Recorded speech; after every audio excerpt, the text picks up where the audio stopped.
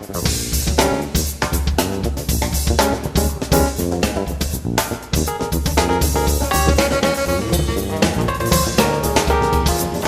hablamos del PLRA y del Partido Oviedista, una alianza frustrada un tiempo atrás. Aparentemente ahora o los números cerraron o los ánimos se pusieron de acuerdo, pero detrás de este negociado habría una alianza política. ¿Cómo inicia toda la historia de las tierras de San Agustín S.A. y de la participación del INDERT? Es lo que vamos a averiguar en esta noche, porque uno de nuestros entrevistados, Oscar, es el abogado desde el inicio de San Agustín S.A. Saludamos ya al doctor Felino Amarilla. Buenas noches, bienvenido, doctor. Gracias. Gusto tenerlo acá. También está con nosotros el hermano de uno de los accionistas principales de la empresa San Agustín. Él es César Cabrera y de hecho trae documentaciones también para corroborar los aspectos legales que hacen precisamente a la historia de esa propiedad, cuyos detalles conoceremos esta noche con nuestros invitados. Buenas noches, César Cabrera, un gusto. Buenas noches, Oscar. Encantado de compartir con ustedes la gran audiencia justamente de este programa tan Te escuchamos visto. ayer en medios de comunicación adelantar de que los documentos que usted posee en relación a los años iniciales, o sea, su hermano fue el primer propietario y accionista de la empresa. El único propietario, el único todavía, propietario de la estancia Clementina S.A., sí, de propiedad de la empresa San Agustín. ¿Su hermano se llamaba? Sociedad Carmelo Cabrera. Carmelo Cabrera. Sí. ¿Qué documentos tiene usted, don César? Bueno, los documentos que yo tengo es lo que realmente, la forma en que se pretendió adueñarse de esta propiedad en años anteriores, invasores de esa propiedad, que hoy ya no existen absolutamente ninguno de esos invasores. Invadieron aproximadamente 100 personas esa propiedad inicialmente, y luego fueron entrando. ¿De qué año hablamos, don César? Hablamos del año 96. Cuando se dan las primeras Hablamos del año invasiones. 96. ¿Te puedo dar los documentos que vos estás diciendo? Sí. Sí. El 16 de agosto del 1996, Carmelo Cabrera y Elvira Alonso de Cabrera, el matrimonio, me otorga un poder especial. Te voy a leer porque es muy cortito. A Felino Amarilla, abogado, para verificar un supuesto hecho de usurpación de la estancia Clementina, Sí. propiedad de la sociedad que represento. Finca 95 de Tomatí, con 5.700 hectáreas. Acá se inicia el problema, año 1996, mes de agosto. Posterior a la invasión del año 96, ante una iniciativa parlamentaria del diputado colorado Vera Cárdenas, de Cordillera, Que hoy es ocupante precario, ¿eh? que hoy tiene una casa quinta. Sí. Lo de precario queda como que es sin tierra, ¿no? El Sí. Leo tiene una casa quinta y vendió varios. Se inicia un proceso legislativo, y quiero reiterar legislativo porque después se deroga la ley justamente por ese problema, y consiguen aprobar la ley 695, que dice: declárase de interés social y exprópiese a favor del IBR 2073 hectáreas a nombre de la propiedad de la firma San Agustín Sociedad Anónima. Dan los linderos y dice: ¿Por qué se reduce ahí la cantidad de hectáreas? porque inicialmente se expropian 2073 hectáreas, expropian una finca, un padrón. Y dice, esta expropiación, responsable del Congreso paraguayo, como todas sus expropiaciones, tenía dos artículos. Uno, declárese de interés social. ¿Cómo se declaró? Por mayoría. Segundo, procédase a indemnizar de conformidad a lo dispuesto por el artículo 109 de la Constitución. Tiene 90 días para reclamar. Reclamamos dentro de los 90 días. E iniciamos este juicio. Dice: San Agustín Sassi, no sé si tengo una Ahí cámara. enfrente nomás, ahí enfrente tuyo nomás, Felino. Ahí. San Agustín Sassi contra IBR por determinación de precio. Ante el juez Ernesto Andrés Velázquez Argaña. Este juicio, Felino, quiero para que podamos mostrar, porque ahí. Este juicio se inicia, participa el IBR en ese entonces, y el juez resuelve por sentencia firme y ejecutoriada que el precio que se tenía que pagarle a San Agustín, Sociedad Anónima, era de 2.338.000 guaraníes por hectárea, lo que totalizaba 4.846.674.000 guaraníes. Sentencia del 26 de abril del 2001. El IBR apela. Y la Cámara de Apelaciones confirma el fallo por acuerdo y sentencia número 69 del 19 de junio del 2002, que dice: declarar desierto el recurso de nulidad interpuesto por IBR y de revocar con costas, es decir, IBR me pagó a mí, porque me pagó IBR los honorarios, porque perdió el juicio, y en relación a los intereses, o sea, San Agustín S.A. tenía que cobrar 4.400 millones sin intereses. Eso ocurre en junio del 2002. Cuando ocurre este fallo, el ministro de Agricultura, Lino Morel, y el presidente de la República, Lucho González, en un acto de responsabilidad pública, porque fue un acto responsable, manda una nota al Congreso y le dice: ustedes expropiaron esto. Y el informe elaborado por el Ministerio de Agricultura y por el IBR declaró en una resolución de que la tierra no era apta para la reforma agraria. De ninguna manera. Razón por la cual le solicitan al Congreso, a fin de evitar que el Estado paraguayo pague 4.400 millones de guaraníes, Por la negligencia de los parlamentarios, revoque la ley. Y el Parlamento acoge el pedido del Ejecutivo y dicta la ley 1952, que tiene un solo artículo: derógase la ley 695, que declara de interés social y expropia a favor del IBR la estancia clementina. Se Primero publica de agosto. la ley 1 de agosto del 2002. ¿Y quiénes estaban ocupando estas tierras ya en ese Los mismos momento? tipos que invadieron de la mano de Vera Cárdenas, en ese entonces diputado guasmosista colorado. Muy bien. Ahí se Pero devuelve, hasta ahí, exactamente. Está Las claro. tierras quedan devueltas a su propietario jurídicamente, original. pero totalmente invadidas. Por una depredadas, razón saqueadas. fundamental: no sirven, no son aptas para la reforma agraria. Punto.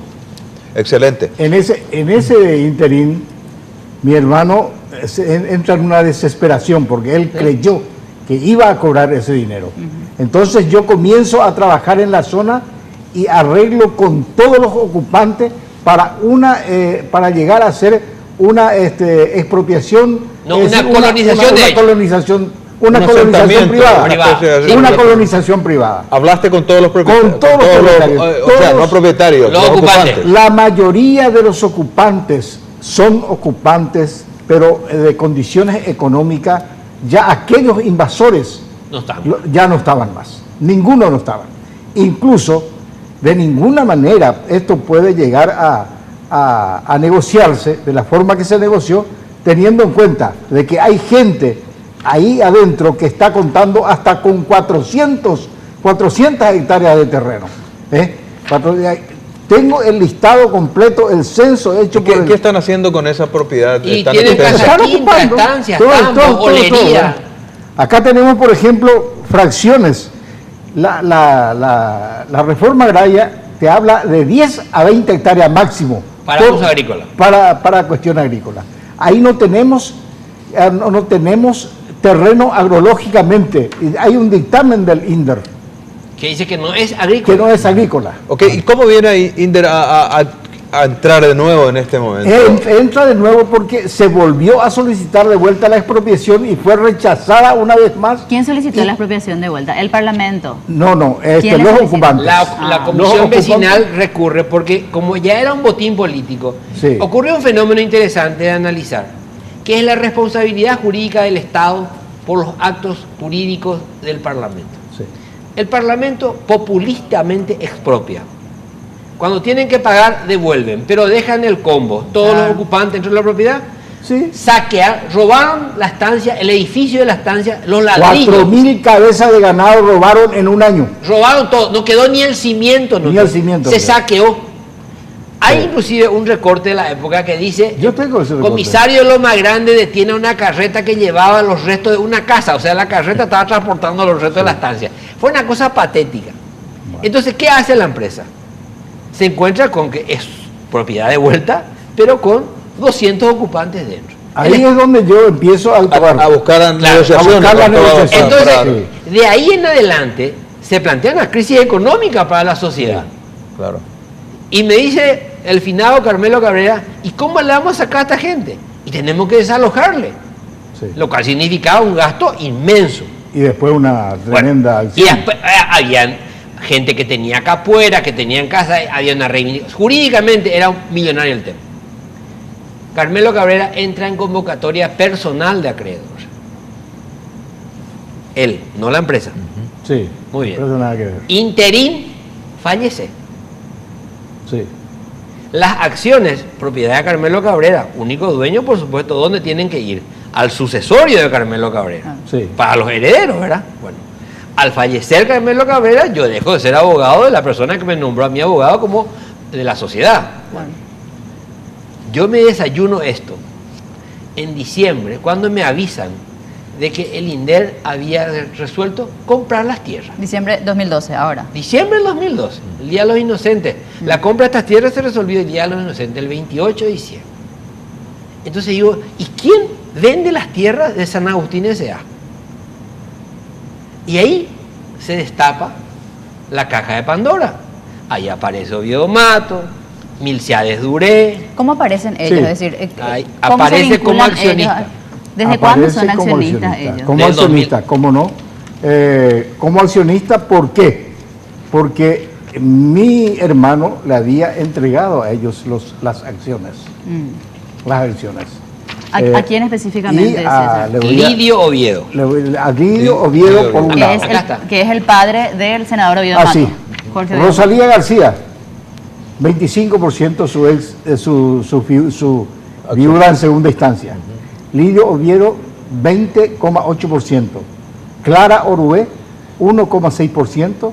Fulvia Almada, 5%. Y lo que tenía en su poder Carmelo, le entrega por confianza a la hija y le queda 47,5% a la hija. Esos 11 millones de dólares redondeando lo que No, hoy ¿qué 11? pagó. No, 60.000 millones de guaraníes el negocio. Bueno, pero, En 40 dólares. pero ahora son Le- 40 le- 14 millones de dólares. Perdóname, el cheque que salió a nombre de San Agustín es de 47 mil millones de guaraníes, lo que se pagó hoy. Hoy se pagó el 80% de la operación. Que son Acá está el 60. contrato del INDER. Ah, no es el total de del costo. Y acá hay otro hecho llamativo. Acá está la copia del contrato firmado por el abogado Ignacio Luis Ortigosa y Arnaldo Martín Jara Alvarenga, contador, administrador judicial de San Agustín S.A., no sabemos cómo, yo por lo menos no conozco, y Y es el actual contador del del Consejo de la UNAC, Magistratura y también, del UNAC. Sí, del del UNAC. jurado de enjuiciamiento. el jurado de enjuiciamiento. Acá ocurre algo. ¿Cómo se le pagó a San Agustín teniendo bloqueada su cuenta? Su RUC. Su RUC. O sea, ¿cómo el cheque San se Agustín no puede dar efectiviza? factura. No. ¿Y cómo se efectiviza ese cheque que salió, Otra que se cosa cobra más, en el Banco Oscar, de Fomento? Con un sello y un endoso. Otra cosa, Oscar. El 27 de junio de 2012, después de que yo ya hice toda la transacción con todos los ocupantes, se me va una nota para que yo presente una carta de oferta. Esa es la carta. Esta es la carta que me dice el INDER que yo le presente una carta de oferta.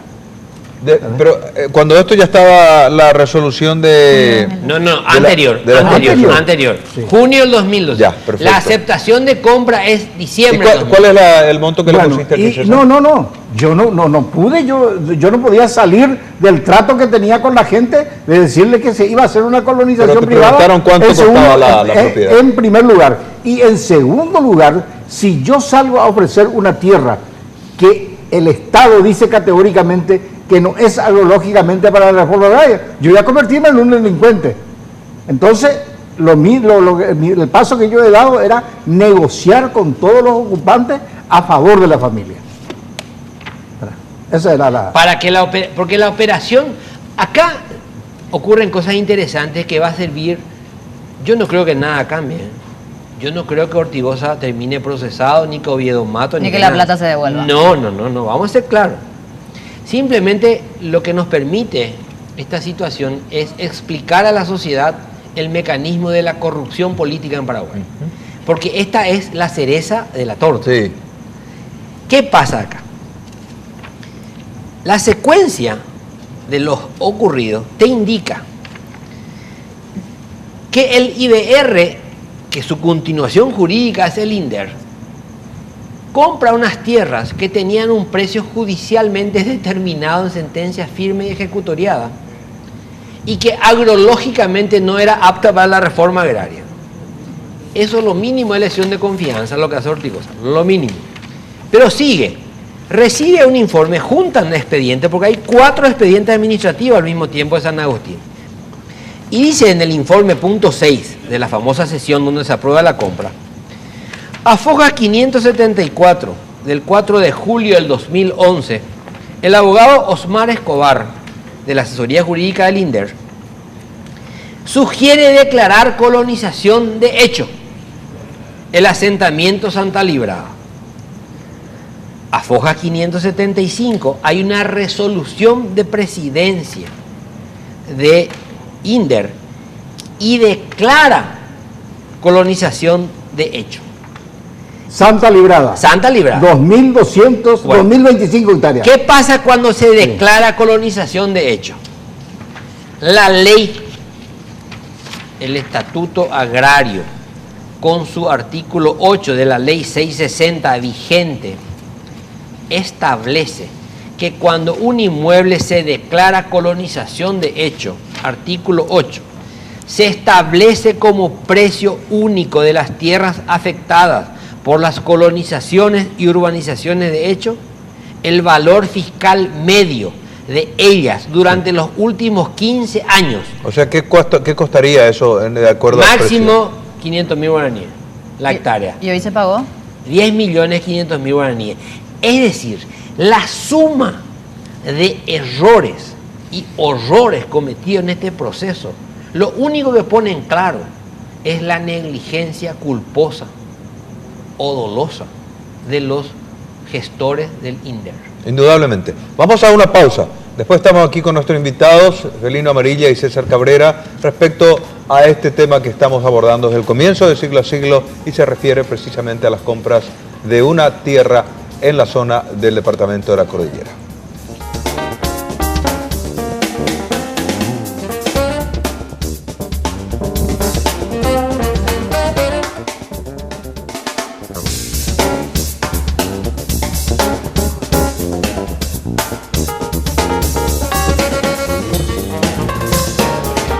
Y como habrán visto, en Siglo a Siglo hay casa renovada porque tenemos muebles nuevos. Queremos agradecer en este caso a Silday por los muebles cómodos, son de excelente calidad por supuesto. El detalle lo van a poder observar en cámara a lo largo de estos programas porque a partir de hoy Silday nos va a acompañar con todo el mobiliario, los accesorios para decoración en el set de Siglo a Siglo. Tenemos muchos mensajes, Mariana, que recibimos a través del 11222 y las redes sociales, pero también queremos conocer la opinión de algunos protagonistas de esta historia que hoy prácticamente concretaron en el ámbito político una alianza, un acuerdo para las futuras elecciones, merced a este negociado de las tierras de San Agustín S.A. Nosotros tenemos una nota con el diputado del Partido Patria Querida, quien también argumenta unos aspectos, uno argumenta los fundamentos de su denuncia frente a la posición del presidente de INDER, Luis Ortigosa. Escuchamos.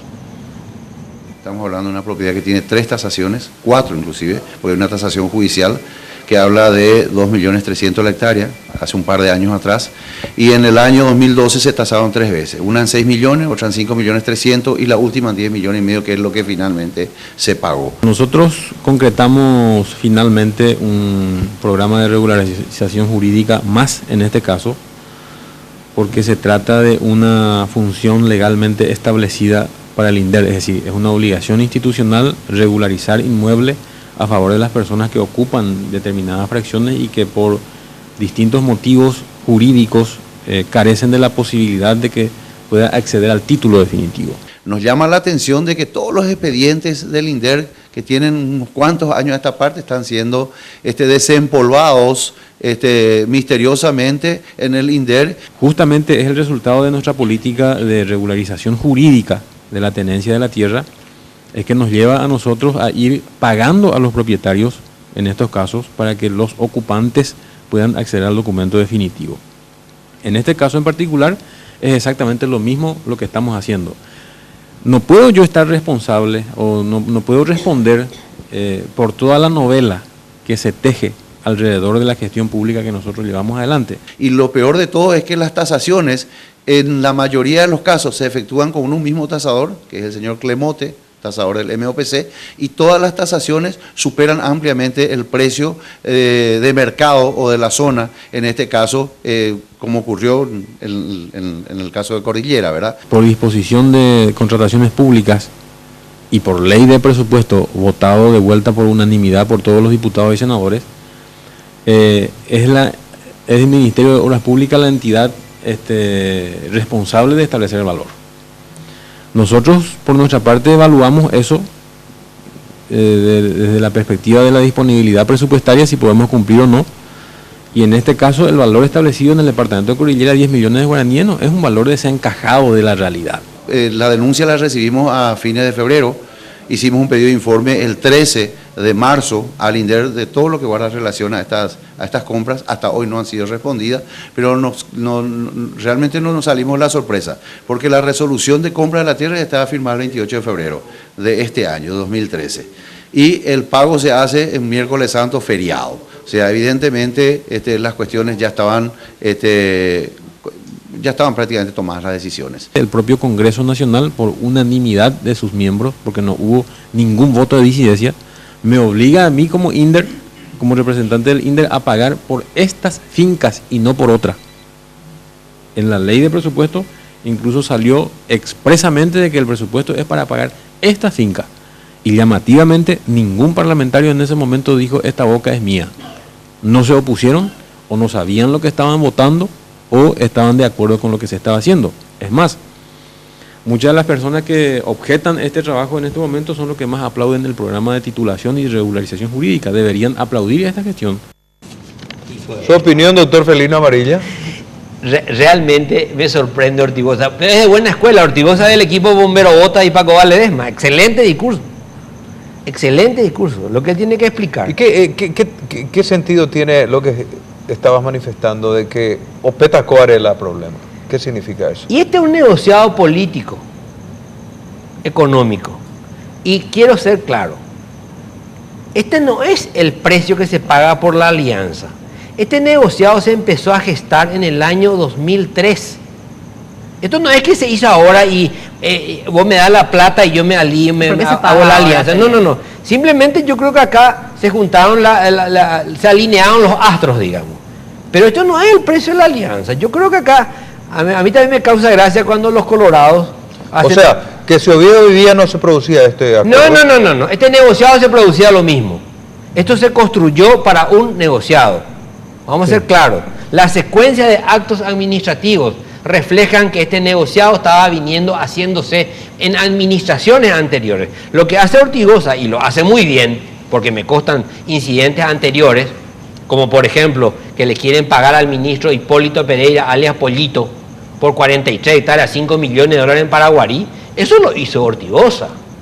Hay otro caso que va a salir probablemente la semana que viene, cuando paguen, el famoso caso Alemancue, donde sobre la calle 6000, asfaltada hoy, Canindeyú, San Pedro, una propiedad expropiada a favor del Estado paraguayo en el año 93, aparece rematada por la municipalidad de Gribucuá. Y la municipalidad de Gribucuá se creó en el año 2000, 7 años después de la expropiación. Pero algo más grave aún, el Estado paraguayo no paga impuesto inmobiliario. Y aparece un señor, Adaro Monzón, subrogándose los derechos de la municipalidad de Gribucuá y remata la propiedad en un juicio ante un juez de paz de Santaní. Y ese señor reclama al INDER que le paguen la expropiación. El dueño son 4 alemanes que vienen de Alemania que no saben lo que está pasando con su propiedad. ¿Qué dicen los mensajes, Mariana? Tenemos varios mensajes. Vamos a hacerle luego entonces la consulta a Felino. Martín Ábalos dice, ¿qué pasa con las tierras que vende el INDER en el Chaco? A apenas $2 la hectárea y muchas veces te venden tierras ajenas. Si Felino Amarilla supuestamente en diciembre, supo esto en diciembre, ¿por qué no habló en febrero para evitar el pago? Porque habla luego de pagarse. También a estas horas se están negociando en Murubillaroa con el PLRA, que no eran colorados éticos estos. Y Vince también está desesperado, dice. Otro mensaje, están desesperados por la probable alianza. Y varios mensajes que hacen una pregunta similar, y es la que decíamos, ¿qué va a pasar con el dinero que ya se pagó y si hay alguna posibilidad de recuperar ese dinero? ¿Quiénes son los protagonistas de este negociado político que mencionaba Felino? Este negociado tiene la participación imprescindible del INDER. Y cuando él dice que se aprueba en la Junta Asesora, Ortigosa miente. Y miente. Y realmente yo siento vergüenza como liberal, porque Ortigosa probablemente no me conozca. Cuando él era un infante en San Pedro, yo era presidente de la Juventud Liberal Radical Auténtica en la época de Stroessner. Y nosotros luchábamos contra la corrupción, no luchábamos por la corrupción. Yo luché para que del IBR se lo eche a Papacito Frutos, que hacía exactamente lo que está haciendo Ortigosa, negociados de tierra. El problema de la pobreza en Paraguay es gracias a la corrupción política, y Ortigosa es corrupto. El doctor Herminio Medina, miembro integrante de la Junta Asesora del INDER, le manda una nota a Ortigosa diciéndole: ¿qué es esto de llamar a sesión extraordinaria para el 27 de diciembre si no hay ningún tema que tratar? Y el 27 de diciembre se hace la reunión donde hacen notar la ausencia de Herminio Medina, representante de la Unión de Gremios de la Producción, y de Víctor Valdovinos, abogado, representante de la ARP. Es decir, los dos representantes que no forman parte de esta asociación lícita para delinquir no estaban presentes, porque se llamó a una sesión extraordinaria. ¿Y cómo tuvieron quórum en la sesión? Le hicieron participar a Milciades Duré, Un exgobernador. ex gobernador de la Cordillera, que renuncia a la gobernación y Como en su carácter de representante de los renunciar gobernadores. a la gobernación pierde el carácter de representante de la Comisión de Gobernadores, razón por la cual no puede ser miembro de la Junta del INDER. Participa.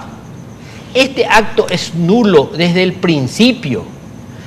El acta número 15 del año 2012, 27 de diciembre, donde se aprueba, y voy a leer, acá está el punto. El expediente 3795, Departamento de Cordillera San Agustín, Sasi, superficie 2.073 hectáreas entra. Y en realidad después se convierte 2.073 en 5.700. Y el monto del precio es 6 millones de guaraníes y le pagan 10.500.000. Esto es un documento del INDER. No es una cuestión política.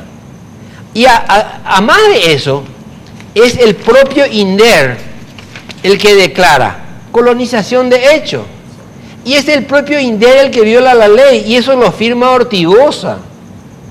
Pero lo más grave del caso, y eso me entero ahora, le paga a la empresa San Agustín Sociedad Anónima 46.880 millones de guaraníes. Cheque que hoy se difundió. Y la empresa no tiene RUC, no puede emitir factura. Y cuando Pero ya está depositado el cheque. No, en una ya cuenta. está cobrado el cheque. Ahora, Felino, ¿qué pasa cuando la empresa no tiene RUC, no puede emitir factura? No puede hacer ninguna operación, Mariana. Mariana. Pero la plata se pagó. Entonces hay, por parte del señor Ortigosa, abogado sanpedrano, lesión de confianza. Y por el señor que se quedó con el dinero hay apropiación de fondos ¿Cuáles son las públicos? expectativas de que eso prospere, Felino? De que este sea Yo condenado espero, por lesión de confianza y de que el dinero sea restituido. Mariana, yo espero que el Contralor General de la República, que es oviedista, intervenga al INDER. Espero que el presidente de la República, mi correligionario y amigo Federico Franco Gómez, intervenga en esta situación vergonzosa para el partido. Y espero que el fiscal general del Estado intervenga. Aparentemente el fiscal está interesado. Mañana tenés una convocatoria, César, del presidente de la República en ejercicio. Yo voy a ir a llevarle los documentos mañana. A señor- Oscar Denis. al señor Oscar Denis. Ahora, hay otra cosa, Felino. ¿Viste esta? ¿Es la sindicatura de no, quiebra? no innovar ¿Es la sindicatura? Sí, No. la medida de cautelar. los pobladores. De los pobladores. No innovar. Hay una orden de no innovar, que no se puede nada, ¿La orden de no absolutamente innovar nada, de ser cuándo es firmado esa? por todos los pobladores. Esa orden es de... Esa orden se sacó el 29 de diciembre del 2008. Y es sobre esa medida cautelar de no innovar que ellos procedieron a la venta. Sobre Sí, pero todo, cuando existe sobre una todo. orden de no innovar, Mariana, significa que no se puede alterar la situación jurídica de ningún contrato. Sí. Y acá tenemos el agravante de que esta operación se hizo, y te lo mostré, en base a un contrato firmado en febrero.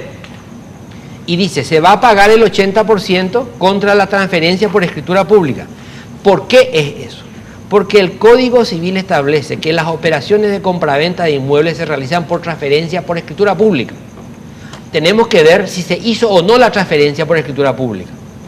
O sea, acá hay un cúmulo de nulidades procesales, pero también hay una evidente dilapidación de fondos públicos. Doctor Felino Amarilla, usted se ha caracterizado siempre por formular denuncias públicas con documentos y en muchas situaciones muy claras en donde la corrupción ha sido prácticamente el centro de cualquier tipo de denuncias formuladas por usted.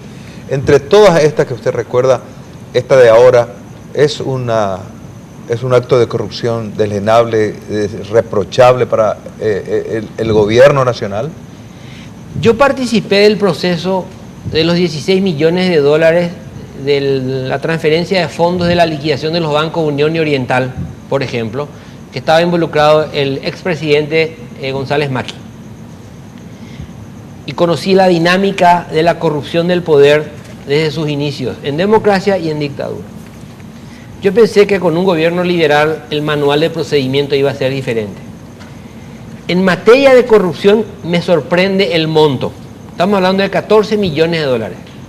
Pero lo más deleznable de este caso es que con el argumento de regularizar la problemática campesina se está haciendo un acto de corrupción mayor. Yo no hubiese objetado pagar 2, 3 o 4 o 5 mil dólares la adquisición de tierras para solucionar problemas reales. Y tomo un ejemplo categórico. Marinacue, Campos Morumbí. 17 muertos ante un reclamo, no sé si es justo o injusto, no sé, porque no conozco.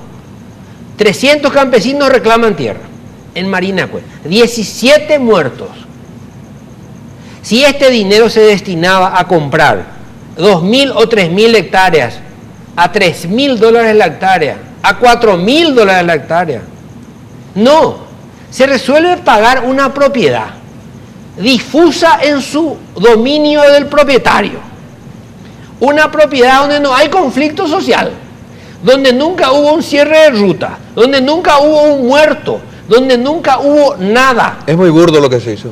Es criminal destinar 14 millones de dólares. Y lo que termina por ser asqueroso es que el contador del UNACE reciba un cheque en su calidad de administrador judicial y deposita en su cuenta particular del Banco Visión. O sea, esto es como si fuese que un motochorro arrebata el brazalete de Mariana delante de todo el mundo y la gente aplaude. Y hay otra cosa, de ninguna manera, ¿cómo se va a solucionar el problema del campesinado? Teniendo en cuenta, como dije al principio, hay gente con 60 hectáreas, con 170 hectáreas, con 420 hectáreas, con 128 hectáreas. Ahí la reforma agraria se fue al diablo. Pero además no es apta, pero Y César, otra vez, no es apta para la reforma. Absolutamente no es apta. Ahí tienen que plantar Ahora mandioca sí. con flotador si es agua. Denme 30 segundos para leer los mensajes que están reclamando las personas que envían y no la vamos a conocer. ¿Qué se puede esperar de esta gente? PLRA y UNACE son igualmente sinvergüenzas y ladrones. Efraín Alegre y compañía es capaz de aliarse hasta con el diablo. Soy María Ángela Martínez. Soy docente de Altos en el asentamiento. El asentamiento Santa Librada ya no existe, dice. El senador Oviedo Mato debería ser procesado por abuso de poder. ¿Eso es posible, doctor Amarilla? Soy Alberto, una pregunta. Soy María Isabel, me gustaría saber si Milcíades Duré, el gobernador de Cordillera, está involucrado en esta compra. Sí. ¿Es bueno esto para que hayan varios partidos en las elecciones, ya que salen a relucir? Es bueno saber esto, de que hayan varios partidos en las elecciones, ya que salen a relucir la terrible codicia de plata de los que salen al tapete. Falta honor. Los ocupantes de esos terrenos son todos muy pudientes y más del 80% no son del lugar. Entonces, ¿para qué se compra si no va a beneficiar a los pobres? El Partido Liberal está haciendo prácticamente un saqueo. Red Guaraní, el canal de la familia, el canal de la lista 1. Y así estamos, Felino. Gracias por la presencia, gracias César. Nosotros quisimos buscar, dar luz a esto que hoy realmente sorprendió, porque en principio anoche el Banco Nacional de Fomento reunió a su directorio para atajar el pago, pero ya la presión probablemente de las 9 de la mañana hizo de que se haga el clean caja. Se efectivizó. Pero hay una cosa interesante y que quiero decirle a través de este medio a Oviedo Matos. Hoy hizo una conferencia de prensa en su estilo así muy campechano y hablaba de que esto estaba presupuestado en el presupuesto del año 2011 y que por qué se plaguean si ya estaba presupuestado. Pero resulta que estamos en el 2013 y el presupuesto del 2011 se ejecuta en el 2012 y esto no se pagó de una cuenta que decía para San Agustín S.A. Se sacó del rubro que dice para compra de tierras. Es decir, Ortigosa podía elegir la tierra para comprar. Y ahí es donde y probablemente quedó INDER sin recursos para comprar. Estoy seguro que se quedó sin recursos. Estoy seguro. Salvo que haya una nueva alianza que tengamos que fortalecer de alguna manera. Felino, un detalle, para algunos mensajes que llegan acá, ese Felino es liberal. Sí. Entre paréntesis. Claro, pero está haciendo campaña. Colorado. Pero bueno, es liberal, hay que decirlo también. César, muchas gracias a ambos. por tu presencia, por traernos los documentos y aclararnos algunas dudas que teníamos sobre esto. Cómo no, y estoy a disposición de ustedes cuando guste, pero la única cosa que les puedo asegurar, que ahí tenemos la biblioteca ambulante de San Agustín. Gracias, muy amable. Gracias a ambos. A la vuelta conversamos con el doctor Benjamín Fernández Hogado.